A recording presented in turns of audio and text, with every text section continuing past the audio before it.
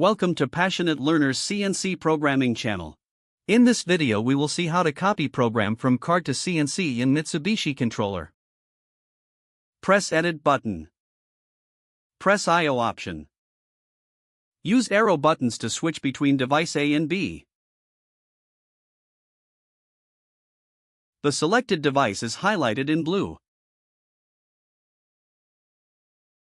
Press R to select memory card. Press File Set option. Place the cursor on the program and press Input. You can see that the program is selected.